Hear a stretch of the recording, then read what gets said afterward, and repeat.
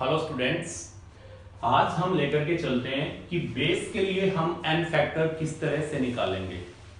Base के लिए जो n फैक्टर होगा वो हो जाएगा बेस की acidity. n factor for base is equal to the acidity of base. What is the meaning of acidity? Acidity means number of OH negative ions furnished by or produced by one molecule of the base. Base का एक molecule कितने OH negative ion furnish कर रहा है वो कहलाएगी उसकी acidity. या एसिडिटी हम ये भी कह सकते हैं, एसिडिटी को आप ये भी कह सकते हैं number of H positive ion required to react with one molecule of the base. तो हमने बताया कि बेस की एसिडिटी को हम दो तरह से डिफाइन कर सकते हैं। एक तो ये कि बेस की एसिडिटी क्या होगी कि बेस का एक मॉलिक्यूल कितने hydroxide ion OH negative ion furnish कर रहा है वो उसकी एसिडिटी होगी। या एक मॉलिक्यूल बेस का रिएक्ट करने के लिए कितने H पॉजिटिव से जरूरत पड़ेगी, number of H positive ions required to react with one molecule of the base is called the acidity of base. For example, यहां पर हम निकाल के चलते हैं, जैसे आपने लिया है सोडियम हाइड्रोक्साइड। तो सोडियम हाइड्रोक्साइड के केस में आप देख रहे हैं कि यहां पर एक ही हाइड्रोक्साइड आयन है जो ये फर्निश करेगा। तो यहां पर सोडियम हाइड्रोक्साइड का n फैक्टर कितना हो जाएगा 1। अगर हम ले कैल्शियम हाइड्रोक्साइड में आप देख रहे हैं कि कैल्शियम जो है ये दो हाइड्रोक्साइड आयन फर्निश करेगा, तो इसका n फैक्टर क्या हो जाएगा 2। और अगर किसी रिएक्शन में ये एक करेगा हाइड्रोक्साइड आयन तो वो एक हो जाएगा। ये ध्यान रखना कितने फर्निश कर रहा है। एल्यूमिनियम हाइड्रोक्साइड यहां पर 3 हाइड्रोक्साइड आयन पर molecule of aluminium hydroxide furnish होंगे, तो इसका n फैक्टर कितना हो जाएगा 3। इसका n फैक्टर 3 आ जाएगा। अब कई बार जनरली क्या पूछते हैं, ये कहते हैं कि n फैक्टर अमोनिया का n फैक्टर बताइए क्या होगा। अमोनिया या उसके डेरिवेटिव्स होते हैं, जैसे अमोनिया का n फैक्टर, या आपको हमने कह दिया NH2CH2NH2, इसका n फैक्टर क्या होगा। या एक हाइड्रोजीन होता है NH2NH2, इसका n फैक्टर क्या होगा। अब आपको अमोनिया का n फैक्टर बताना है, तो आपको यह देखना है कि अमोनिया यहां पर बेस है तो कितने H पॉजिटिव के साथ ये रिएक्ट कर सकती है। तो अगर आप अमोनिया की रिएक्शन कराएं NH3 प्लस HCl, तो ये क्या बनाएगी ammonium chloride, that is ammonium ion and chloride ion, ये बनाएगी। तो यहां पर देखिए अमोनिया ने क्या किया है, अमोनिया ने एक H पॉजिटिव के साथ रिएक्ट की है, एक H पॉजिटिव के साथ रिएक्ट किया है। और हमने बेस की एसिडिटी ये भी बताई थी ना, number of H positive ion required to react with one molecule of the base. तो यहां पर n फैक्टर अमोनिया का कितना आ जाएगा, अमोनिया का n फैक्टर 1 आ जाएगा, राइट। अब ये देखिए, अगर ये हम लेके चलते हैं यहां पर इथेन 1,2-डाइअमीन, इसका n फैक्टर अगर हम कहें तो एक H पॉजिटिव यहां पर ये नाइट्रोजन एक्सेप्ट करेगा, एक H पॉजिटिव ये एक्सेप्ट करेगा, तो इसका n फैक्टर कितना हो जाएगा, इसका n फैक्टर आ जाएगा 2। और अगर हम जिक्र करते हैं हाइड्रोजन का, देखिए ये H पॉजिटिव एक्सेप्ट करके क्या बनाएगा, जब ये 2 H पॉजिटिव एक्सेप्ट करेगा तो यहां पर आपके पास क्या बन जाएगा, यहां आ जाएगा आपके पास ये वाली species NH3 positive CH2 CH2NH3 positive. जैसे कि यहाँ पे आपने देखा था कि अमोनिया एक H पॉजिटिव एक्सेप्ट करके क्या बना रहा था यहाँ पर NH4 पॉजिटिव, तो यहाँ पर NH2 है, एक H पॉजिटिव लेगा एसिड से NH3 पॉजिटिव, और ये वाला एक H पॉजिटिव लेगा NH3 पॉजिटिव, तो पर मॉलिक्यूल कितने H पॉजिटिव लिए हैं 2, तो n फैक्टर 2 आ गया। अब इस केस में बताइए n फैक्टर क्या आएगा, ये मैं आपके लिए छोड़ देता हूं, ये आपके लिए छोड़ता हूं मैं, इसमें आप बताइए कि n फैक्टर कितना आएगा। ठीक है, कमेंट्स में मुझे आप लिख करके बताइए कि इसका n फैक्टर कितना आ जाएगा। और देखिए, अब मैंने आपको बताया था कि जो मेटल के ऑक्साइड हैं उनका नेचर कैसा होता है बेसिक, और जो नॉन मेटल के ऑक्साइड आपके पास है उनका नेचर कैसा होता है एसिडिक। तो अगर आपके पास मेटल के ऑक्साइड हैं like Na2O, MgO, CaO etcetera, अगर हम ये कहें कि इनका बताइए आप n फैक्टर क्या आएगा, तो आपको पता है मेटल के ऑक्साइड है तो नेचर इनका बेसिक है, एसिड से रिएक्शन करा के देख लें इनकी, और जितने H पॉजिटिव पर मॉलिक्यूल ये एक्सेप्ट करेंगे वही इनका n फैक्टर हो जाएगा। अगर यहां पर मैं रिएक्शन कराता हूं MgO प्लस H2SO4, तो क्या बनाएगा ये बनाएगा magnesium sulphate plus water, magnesium sulphate plus water. या यहां पर मैं ये कहूं कि इसकी रिएक्शन आपने MgO की रिएक्शन आपने HCl के साथ की है, तो क्या बनाएगा MgCl2 प्लस H2O, बैलेंस करें तो ये 2 आ गए, राइट। अब चाहे ये केस लें आप या ये केस लें, दोनों में ही आप देखिए कि मैग्नीशियम ऑक्साइड यहां पे 2H पॉजिटिव जो हैं वो रिक्वायर्ड हुए हैं एक मॉलिक्यूल के साथ रिएक्ट करने के लिए। यहां पर भी अगर आप देख रहे हैं तो एक मॉलिक्यूल मैग्नीशियम ऑक्साइड ने 2H पॉजिटिव रिक्वायर्ड हुए इसके साथ रिएक्ट करने के लिए, क्योंकि आपको पता है H2SO4 डिसोसिएट होगा अगर एक मॉलिक्यूल H2SO4 का है तो वो 2H पॉजिटिव आयन देगा, और अगर HCl है तो ये डिसोसिएट होकर के 1 देगा और 2 है तो 2 देगा। तो यहां पर कितने की रिक्वायर्ड है 2H पॉजिटिव की, यहां भी कितने की रिक्वायर्ड है 2H पॉजिटिव की, तो यहां पर MgO का अगर मैं n फैक्टर कहूं तो कितना आ गया 2 आ जाएगा। इसी तरह कैल्शियम ऑक्साइड का निकाल सकते हैं, सोडियम ऑक्साइड का निकाल के देखिए कि क्या आ जाएगा। सोडियम ऑक्साइड का n फैक्टर अगर हम जिक्र करें तो इसकी रिएक्शन कराइए आप Na2O प्लस H2SO4, क्या बनाएंगे sodium sulphate Na2SO4 plus H2O, ये बन जाएगा। तो यहां पर देखिए इसका n फैक्टर कितना आ जाएगा।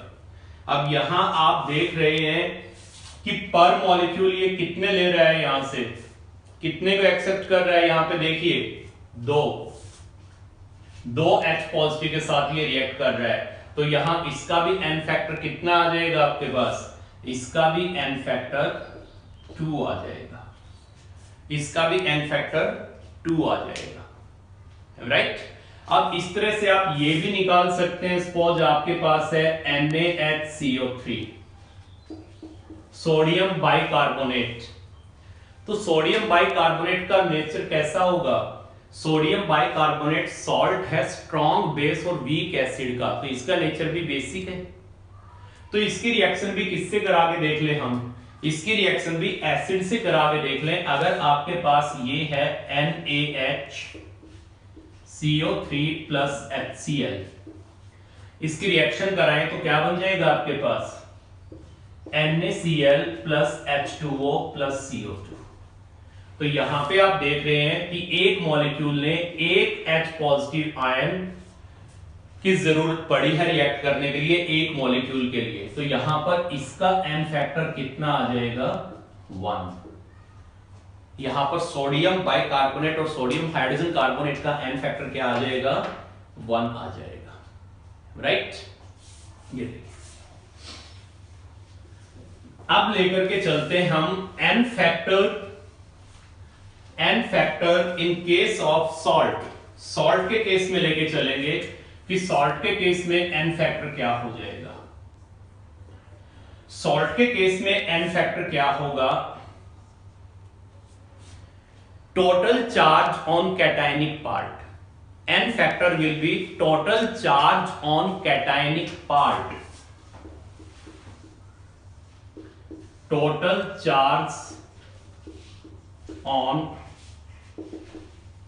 cationic part, कि कैटायनिक पार्ट पे टोटल चार्ज कितना होगा वही सॉल्ट का क्या हो जाएगा, n फैक्टर हो जाएगा। जैसे फॉर एग्जांपल यहां पर आपने लिखा है NaCl, आपने लिखा है Na2SO4, आपने लिखा है यहां पर MgSO4, आपने लिखा है यहां पर Al2SO4 थ्राइस, आपने यहां पर लिखा है calcium carbonate.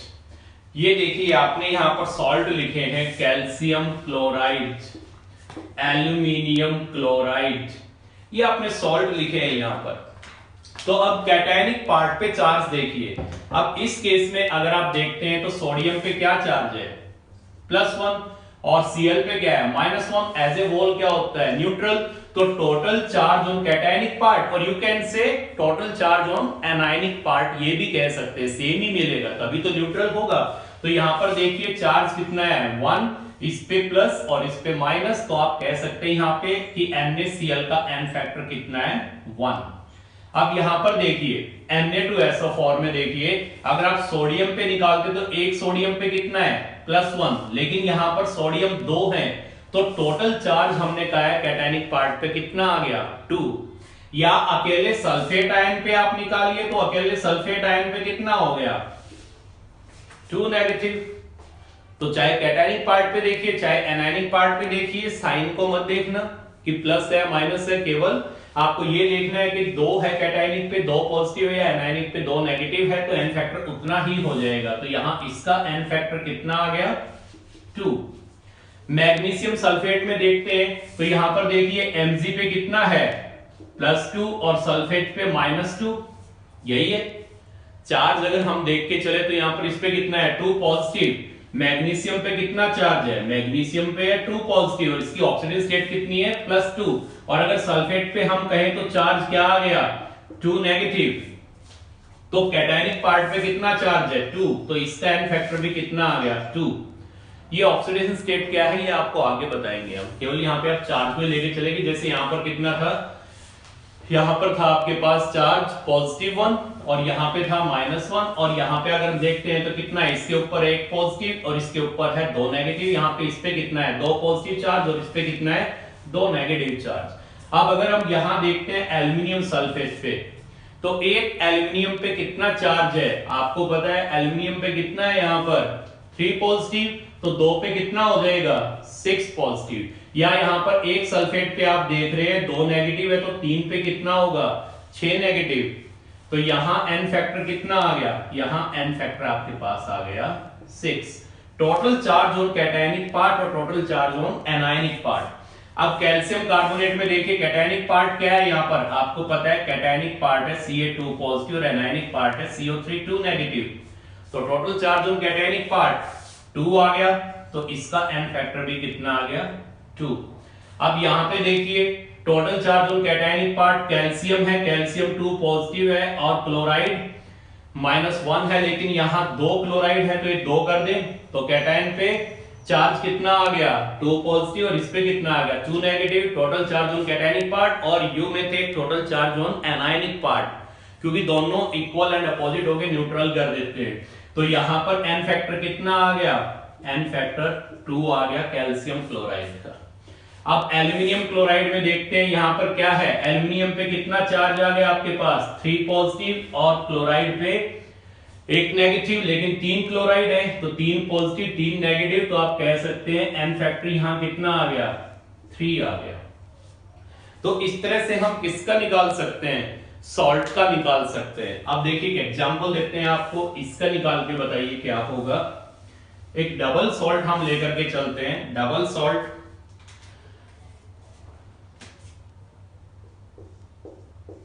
Potassium sulphate aluminium sulphate to 24H2O. This is potash alum. Potash alum है जिसको आप क्या बोलते हैं, फिट करी। आप फिट करी इसी को बोलते हैं पोटैश एलम। तो यहां आप बताइए डबल सॉल्ट है क्योंकि इसमें दो सॉल्ट है, पोटेशियम सल्फेट और एल्यूमिनियम सल्फेट। तो पोटाश एलम या फिटकरी मैं कहूं, यहां पर अगर आपको निकालना हो एन फैक्टर तो इस केस में एन फैक्टर कितना आ जाएगा। निकालिए वीडियो को पॉज करके, देखिए यहां पर पॉजिटिव पार्ट को लेके चलते हैं। पोटेशियम पे कितना होता है, पोटेशियम पे एक पॉजिटिव, लेकिन यहां पर दो है तो कितना आ गया 2 प्लस। एल्यूमिनियम पे कितना होता है 3 पॉजिटिव, लेकिन दो है कितना आ गया 6 पॉजिटिव। टोटल कितना हो गया 2 प्लस के यहाँ 6 प्लस के यहाँ कितना आ गया 8। तो एन फैक्टर आपके पास यहाँ कितना आ गया 8।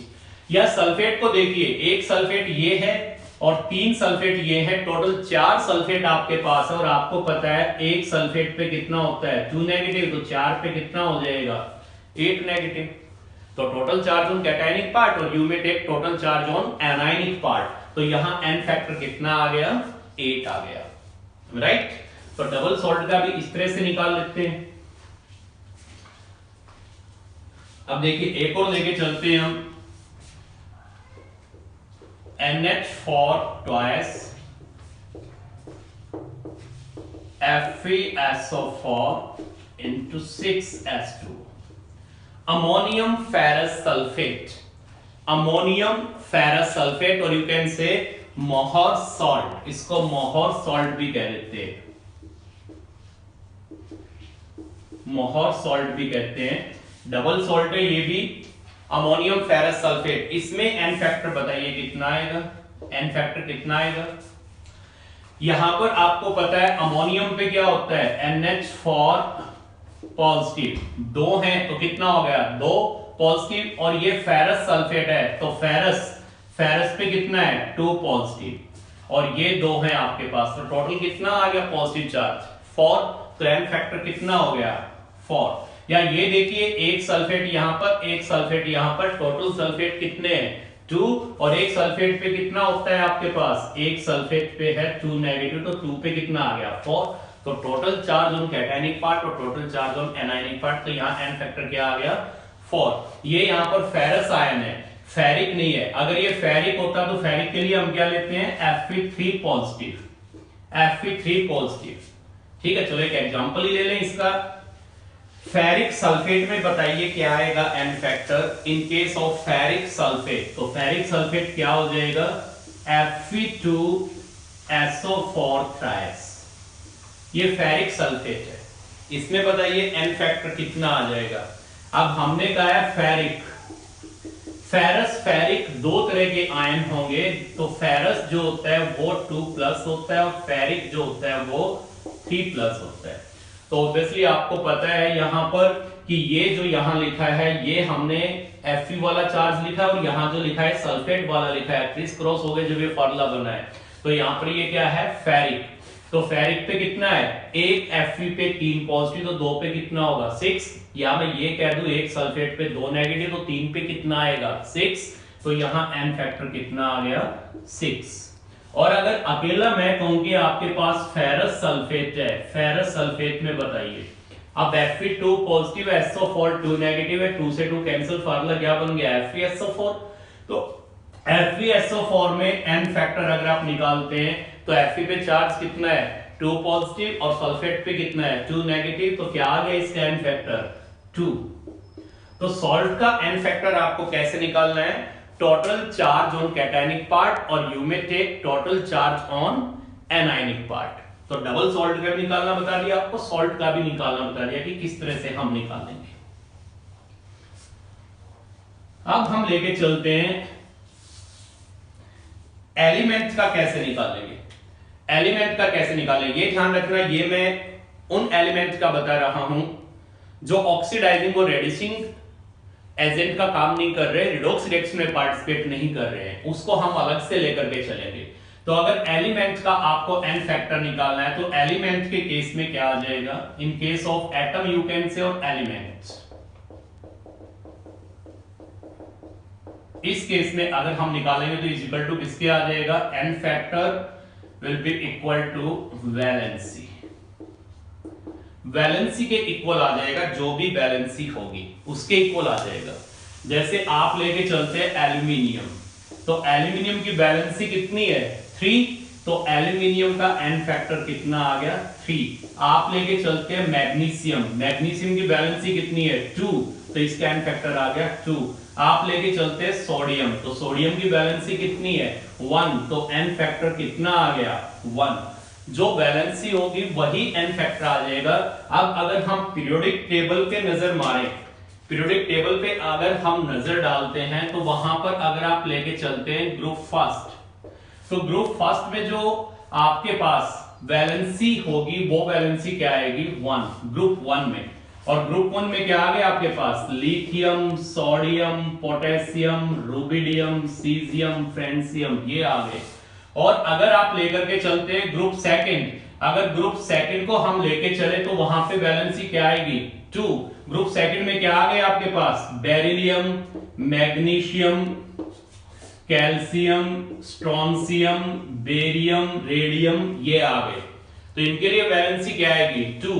और अगर यहां मैं जिक्र करता हूं ग्रुप 13th का, 13th ग्रुप की वैलेंसी क्या हो जाएगी 3, 14th ग्रुप की वैलेंसी क्या हो जाएगी 4, और इसी तरह 15th ग्रुप की वैलेंसी क्या आ जाएगी 3, 16th ग्रुप की वैलेंसी क्या लेंगे 2, और 17th ग्रुप की वैलेंसी क्या लेंगे 1। राइट, ये जो आपके पास 13th ग्रुप है, 13th ग्रुप में आपके पास कौन से आ जाएंगे 13th ग्रुप में आपके पास आ जाएंगे boron, aluminium, gallium, indium, thallium. 14th में कौन से आ जाएंगे कार्बन फैमिली है, ये बोरॉन फैमिली थी, ये कार्बन फैमिली है। कार्बन फैमिली में क्या आ जाएंगे carbon, silicon, germanium, tin, lead, ये आ जाएंगे। ये आपके पास 15th ग्रुप नाइट्रोजन फैमिली है, nitrogen, phosphorus, arsenic, antimony, bismuth, ये आ जाएंगे इसके अंदर। तो ये आपके पास आ गए 15, इसकी valency 3। 16th group oxygen family आ गई, oxygen, sulphur, selenium, tellurium, polonium, ये आ जाएंगे इसके अंदर, तो इसकी वैलेंसी 2। 17 हैलोजन जिनको आप कहते हैं, halogen, fluorine, chlorine, bromine, iodine, astatine, इनकी वैलेंसी क्या आ गई 1 आ गई। क्लियर। तो जैसे यहां पर अब हम कह दें कि आप बताइए कैल्शियम है, इसके लिए एन फैक्टर क्या हो जाएगा। कैल्शियम ग्रुप 2 में था, ग्रुप 2 की वैलेंसी 2 है, तो कैल्शियम के लिए एन फैक्टर कितना आ गया 2। अब इसी तरह आपको हमने कहा कि फास्फोरस के लिए बताइए क्या आ जाएगा। फास्फोरस किससे बिलोंग करता है 15th ग्रुप से, और 15th ग्रुप की वैलेंसी कितनी है 3, तो यहां पर फास्फोरस के लिए एन फैक्टर कितना आ जाएगा 3। आपको कहा ऑक्सीजन के लिए बताइए एन फैक्टर क्या होगा। ऑक्सीजन किससे बिलोंग करता है 16th ग्रुप से, और 16th ग्रुप में वैलेंसी क्या है 2, तो एन फैक्टर क्या आ जाएगा 2 आ जाएगा। आपको कहा फ्लोरीन के लिए बताइए, फ्लोरीन किससे बिलोंग करता है 17th ग्रुप से, हैलोजन से, एन फैक्टर क्या हो जाएगा इसके लिए वैलेंसी 1 है, तो इसका एन फैक्टर क्या हो जाएगा 1। तो इस तरह से एलिमेंट का हम एन फैक्टर कैसे निकालेंगे, एलिमेंट का एन फैक्टर किसके इक्वल हो जाएगा उसकी वैलेंसी के। यहां पर हम लेके चल रहे हैं एटम। अब पॉली एटम अगर हम ले तो क्या होगा इन case of poly atom, poly atoms में क्या होगा। फॉर एग्जांपल आप यहां पर लेके चल रहे हैं, ये फास्फोरस है, यहां मैंने लिया है P4, ये ऑक्सीजन है, यहां मैंने लिया है O2, या मैंने लिया है O3 ओजोन, ये फ्लोरीन है, यहां मैंने लिया है F2। अगर इनका एन फैक्टर निकाले तो क्या आ जाएगा।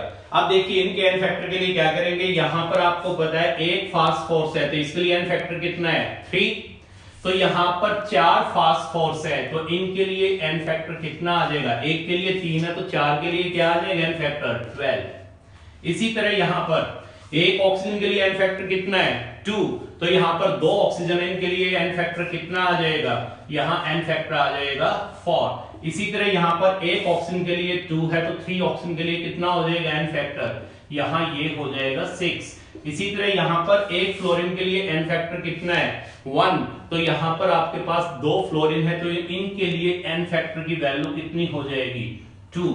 ये हम पॉली एटम्स के केस में निकाल सकते हैं कि एन फैक्टर कैसे निकलेगा, और एलिमेंट के केस में हम निकाल सकते हैं।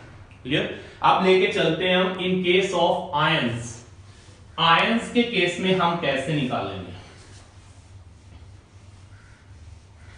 आयन के केस में n फैक्टर क्या हो जाएगा इन केस ऑफ आयंस? आयन के केस में हम देखते हैं n फैक्टर क्या होगा। आयन के केस में n फैक्टर हो जाएगा charge on ion. Charge on ion, जो आयन पे चार्ज होगा वही उसका n फैक्टर हो जाएगा।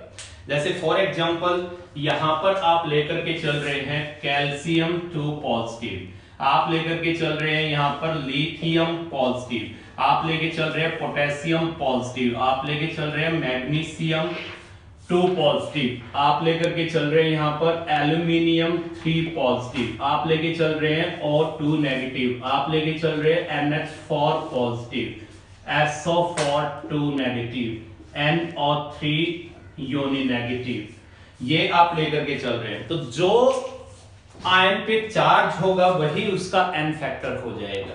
तो यहां पर n फैक्टर क्या आ जाएगा 2, इस केस में n फैक्टर क्या आ जाएगा 1, इस केस में n फैक्टर क्या आ जाएगा 1, इस केस में n फैक्टर क्या आ जाएगा 2, इस केस में एल्यूमिनियम 3 पॉजिटिव n फैक्टर क्या आ गया 3, इस केस में n फैक्टर क्या आ गया 2, इस केस में n फैक्टर क्या आ गया 1, और इस केस में n फैक्टर क्या आ गया 2, और इस केस में n फैक्टर क्या आ गया 1। जो आयन पे चार्ज होगा वही उसका n फैक्टर हो जाएगा। ये आयंस के बारे में है। In case of oxidising and reducing agent, in case of oxidising and reducing agent, n factor for oxidising agent and reducing agent, इनके लिए n फैक्टर क्या होगा। देखिए ये वाला टॉपिक हम नेक्स्ट अलग से एक वीडियो बनेगी आपकी रिडॉक्स वाले चैप्टर में, वहां पर इसको हम डिटेल से पढ़ेंगे कि ऑक्सीडाइजिंग एजेंट और रेड्यूसिंग एजेंट के लिए n फैक्टर क्या आएगा। यहां सिंपली अगर आप बताना चाहें n फैक्टर क्या होगा, केवल इतना ही बताऊंगा मैं, डिटेल यहां नहीं कहूंगा मैं, क्योंकि अभी हमें आपको यह बताना है कि ऑक्सीडेशन क्या होता है, रिडक्शन क्या होता है, ऑक्सीडाइजिंग एजेंट क्या होंगे, रेड्यूसिंग एजेंट क्या होंगे। तो सिंपली आप ये समझिए यहां पर ऑक्सीडाइजिंग एजेंट क्या होते हैं और रेड्यूसिंग एजेंट क्या है। क्लियर?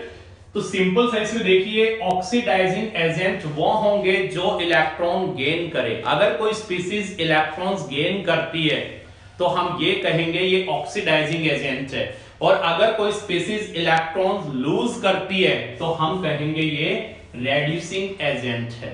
सिंपल सा अगर मैं एक एग्जांपल सिंपल सा आपको बता रहा हूं, यहां पर Na converted into Na positive after losing 1 electron, ये आपने लिखा है यहां पर, और suppose Cl after having 1 electron converted into Cl negative.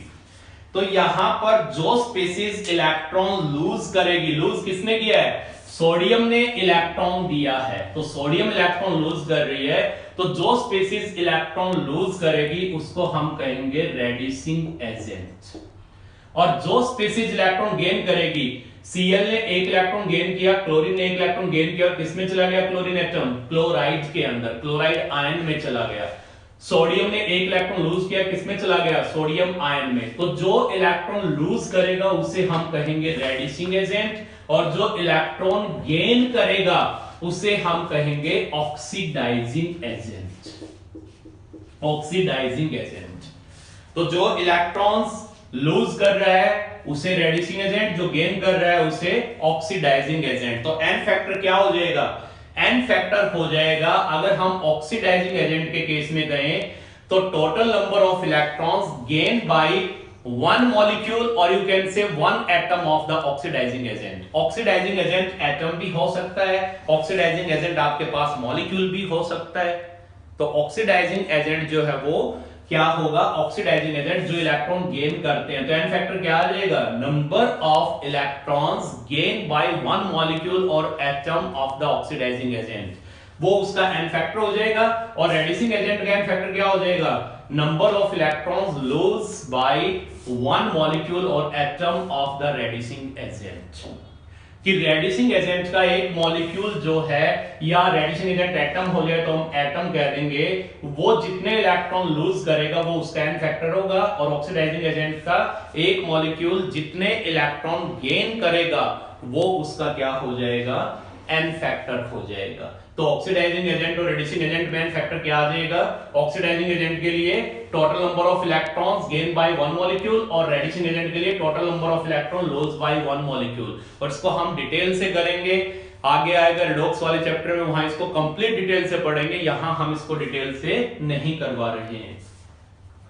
तो ये हमने एन फैक्टर आपको बताए हैं। अब हम इसके ऊपर, कल हमने आपको बताया था एन फैक्टर ऑफ एसिड। हल्का सा यहाँ पे बता दे एसिड के एन फैक्टर आपने फटाफट कैसे निकाले थे। इसी में अगर हल्का सा हम लेकर के चले एन फैक्टर फॉर एसिड, तो एसिड के लिए एन फैक्टर आपने क्या कहा था? एसिड के लिए आपने एन फैक्टर कहा था कि एन फैक्टर इस केस में हो जाएगा एसिड की बेसिसिटी।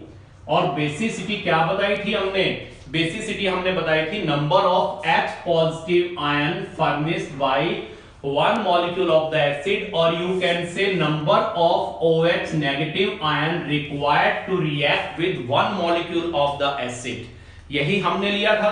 तो उस केस में हमने आपको बताया थे, जैसे HCl लिया था हमने, HNO3 आपने लिया था, H2SO4 आपने लिया था, S3PO4 आपने लिया था, S3PO3 आपने लिया था, H3PO2 आपने लिया था। और इस केस में हमने एन फैक्टर आपको क्या बताया था? इस केस में एन फैक्टर 1 था, इस केस में भी एन फैक्टर 1 था, इस केस में एन फैक्टर क्या था?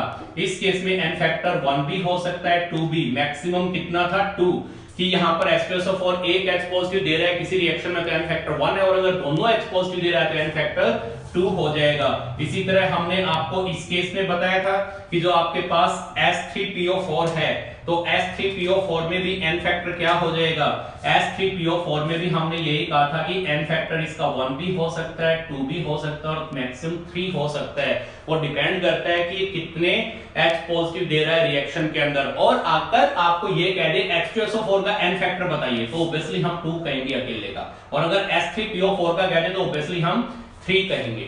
अब S3PO3 का देखिए, अब यहां पर नजर तो 3 हाइड्रोजन आ रहे हैं, लेकिन हमने कल आपको स्ट्रक्चर बना करके बताया था कि इसमें से आयनाइज केवल 2 ही होंगे। तो यहां पर एन फैक्टर क्या आ गया? 1 या 2। और अगर S3PO3 दे दे तो हम क्या दे देंगे? 2। S3PO2 इसको हमने कहा था फॉस्फोरिक एसिड, इसको हमने कहा था फॉस्फोरस एसिड, और इसको हमने कहा था हाइपोफॉस्फोरस एसिड। तो इस केस में नजर 3 आ रहे हैं हाइड्रोजन, लेकिन आयनाइजेबल केवल 1 है। कल पूरी वीडियो में हमने ये चीजें आपको एक्सप्लेन की थी। तो यहां पर आपके पास इसका एन फैक्टर कितना आ जाएगा? 1। फिर इसी तरह हमने आपको एन फैक्टर CH3COH का भी बताया था, हमने एन फैक्टर आपको ऑक्सैलिक एसिड का भी बताया था। तो यहां एन फैक्टर कितना आ गया था आपके पास? 1। यहां एन फैक्टर कितना आ गया था? 2। हमने बताया था कि वाटर वाले जो है ये H पॉजिटिव नहीं देंगे, केवल ये H पॉजिटिव जाएंगे। उसके बाद हमने आपको नॉन मेटल वाले ऑक्साइड का भी कल जो वीडियो थी उसमें आपको बताया था हमने कि किस तरह से हम निकाल सकते हैं। जो इससे पहले वाली एन फैक्टर पार्ट 1 है उसमें हमने केवल एसिड को ही कवर किया था कंप्लीट। 1 घंटे का लेक्चर है और वो कंप्लीट एसिड को कवर करके गया था हमारा। तो ये सारा आपका आ गया एन फैक्टर के बारे में। और अब हम इनके ऊपर लेकर के चलते हैं कुछ न्यूमेरिकल्स। देखिए अब कुछ न्यूमेरिकल्स हम करते हैं। लिखिए calculate the equivalent weight of, आपको निकालना है equivalent weight. Calculate the equivalent weight of H2SO4, NaOH, calcium carbonate, S3PO4। इनका इक्विवेलेंट वेट निकालिए। तो देखिए इक्विवेलेंट वेट के लिए हमने आपको क्या फार्मूला बताया था? Equivalent weight is equal to क्या हो जाएगा? Molecular weight divided by n factor, यही लिया था हमने। तो अब इनका इक्विवेलेंट वेट आपको निकालना है। तो इक्विवेलेंट वेट ऑफ H2SO4 क्या हो जाएगा? It's molecular weight. H2SO4 का मॉलिक्यूलर वेट निकालिए, कितना आएगा? 98 divide by it's an factor. H2SO4 के लिए एन फैक्टर आयनाइजेबल हाइड्रोजन 2 है, तो 2 से डिवाइड कर दो, ये क्या आ जाएगा इसका इक्विवेलेंट वेट, दैट इज 49। अब इसी तरह इक्विवेलेंट वेट आप निकालिए सोडियम हाइड्रोक्साइड का। तो क्या लेंगे? Molecular weight. मॉलिक्यूलर वेट कितना है सोडियम हाइड्रोक्साइड का? 40। और एन फैक्टर सोडियम हाइड्रोक्साइड के लिए, क्योंकि एक ही हाइड्रोक्साइड आयन ये फर्निश करेगा 1, तो क्या आ गया? 40। यहां पर इसका मॉलिक्यूलर वेट और इक्विवेलेंट वेट सेम है, क्योंकि एन फैक्टर की वैल्यू 1 है। अब आप निकालिए equivalent weight of calcium carbonate. तो कैल्शियम कार्बोनेट का मॉलिक्यूलर वेट और मॉलिक्यूलर वेट कैल्शियम कार्बोनेट का कितना आ जाएगा 100 और डिवाइड बाय सॉल्ट है तो सॉल्ट का फैक्टर हमने क्या बताया था total charge on cationic part that is 2 तो कितना आ गया 50। अब आप निकालिए equivalent weight of S3PO4 phosphoric acid. क्या आ जाएगा मॉलिक्यूलर वेट और फॉस्फोरिक एसिड का मॉलिक्यूलर वेट आपके पास आ जाएगा 16 into 4 से ये आ गया आपके पास 64 और ये आ गया 31 64 से और ये आ गया 98 ही आ जाएगा 98 और डिवाइड बाय n फैक्टर कितना है 3 इसमें आयनाइजेबल हाइड्रोजन से डिवाइड बाय 3 कितना हो गया ये इसको डिवाइड बाय 3 कर दो सॉल्व कर दो ये इसका आ जाएगा इक्विवेलेंट वेट। और अगर इसी तरह आपसे कहते हैं कि आपको निकालना है S3PO3 का निकालना है इक्विवेलेंट वेट तो S3PO3 का क्या आ जाएगा S3PO3 का आप निकालेंगे equivalent weight of S3PO3 it's molecular weight इसका मॉलिक्यूलर वेट निकालिए कितना आ गया 48 48 और 49 50 53 और ये आ गया इसका 30 यानी ये आ गया आपके पास 3 प्लस 31 और प्लस 48 इससे आप निकाल लें तो कितना आ गया ये आपके पास 82 आ गया 82 डिवाइडेड बाय अब यहां पर देखिए 3 है हाइड्रोजन लेकिन ध्यान में मैंने आपको बताया था S3PO3 में आयनाइजेबल कितने हैं ओनली 2 तो इसको 2 से डिवाइड कर दो ये इक्विवेलेंट वेट इसका आ जाएगा। अब देखिए और निकालिए इसके अंदर calculate the number of equivalent और you can say gram equivalent calculate the number of gram equivalent in 0.4 gram sodium hydroxide calculate the number of gram equivalent आपको क्या निकालने हैं number of gram equivalent और you can say number of equivalent आपको निकालने हैं। तो हमने आपको फार्मूला क्या बताया था number of equivalent निकालने के लिए number of equivalent is equal to क्या था weight in gram divided by equivalent weight और इक्विवेलेंट वेट आप कैसे निकाल रहे थे इक्विवेलेंट के लिए हमने क्या बताया आपको equivalent weight is equal to molecular weight divided by molecular weight और इसको डिवाइड किससे कर दे मॉलिक्यूलर वेट को अभी आपको बताया था हमने n फैक्टर से यही है। तो अब देखिए पहले आपको क्या नंबर ऑफ इक्विवेलेंट आपको निकालना है तो वेट इन ग्राम कितना दिया हुआ है 0.4 divided by its equivalent weight कैसे निकालने इक्विवेलेंट वेट यहां से निकाल लेंगे हम मॉलिक्यूलर वेट कितना हो जाएगा सोडियम हाइड्रोक्साइड का 40 डिवाइड बाय n फैक्टर इसके लिए n फैक्टर कितना है 1 तो इक्विवेलेंट वेट कितना आ गया 40 तो 40 को यहां पुट कर दो ये क्या निकल जाएंगे इसके नंबर ऑफ इक्विवेलेंट। या देखिए अगर आप एक और तरीका ये भी आप यहां पर यूज कर सकते हैं जैसे आपको यहां दिया हुआ था नंबर ऑफ मोल्स आपको निकालने हैं तो नंबर ऑफ मोल्स आप कैसे निकालते हैं नंबर ऑफ मोल्स के लिए हमने क्या बताया था आपको weight in gram divided by molecular mass यही आपने लिया था नंबर ऑफ मोल्स निकालने के लिए।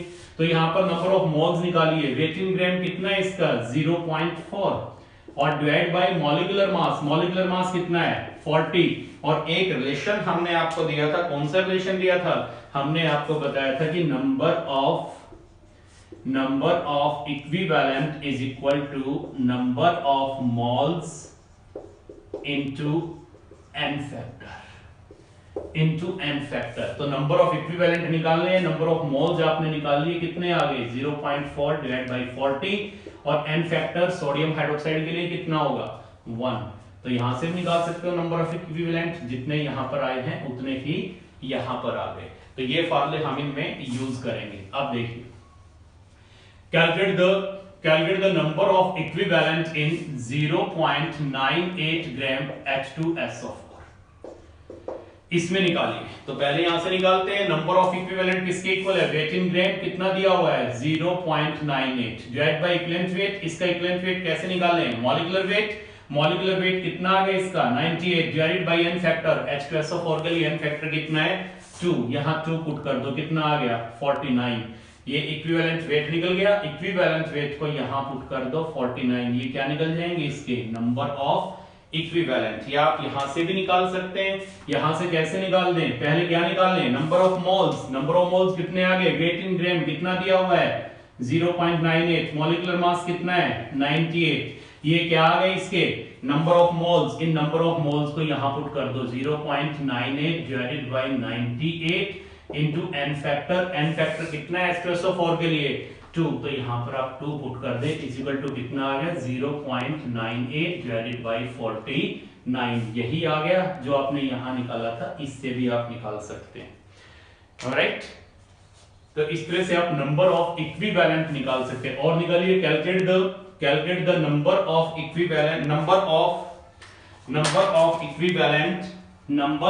Equivalent in 0.5 mole of H2SO4। H2SO4 के 0.5 मोल है, उसमें नंबर ऑफ इक्विवेलेंट निकालिए। तो देखिए सीधा यही फार्मूला अप्लाई कर देंगे। नंबर ऑफ इक्विवेलेंट निकालने हैं, नंबर ऑफ मोल्स गिवन है, तो नंबर ऑफ मोल कितने हैं इसके 0.5, और H2SO4 के लिए n फैक्टर कितना है, H2SO4 का n फैक्टर 2 है, 2 से इसको मल्टीप्लाई कर दो, ये नंबर ऑफ इक्विवेलेंट आ जाएंगे 0.5 मोल ऑफ H2SO4 में। तो देखिए अगर आपको नंबर ऑफ इक्विवेलेंट निकालने हो तो ये वाले फार्मूले हम अप्लाई करके नंबर ऑफ इक्विवेलेंट निकाल सकते हैं। दोनों का हमने कंपेयर करके आपको बता दिया, नंबर ऑफ इक्विवेलेंट निकाल रहे हैं, नंबर ऑफ मोल्स निकाल रहे हैं। चाहो तो नंबर ऑफ मोल्स निकाल लो और फिर नंबर ऑफ इक्विवेलेंट में कन्वर्ट कर लो एज यू विश, और चाहो तो number of equivalent is equal to weight in gram divide by equivalent weight. और इक्विवेलेंट वेट कैसे निकाल देंगे, molecular weight divide by n factor. n factor कैसे निकलेगा वो मैंने आपको बता दिया कि n फैक्टर को हम किस तरह से निकालेंगे। तो this is all about the n factor and how you can calculate the number of equivalent and equivalent weight, and in next video we will take normality. Till then, wish you all the best.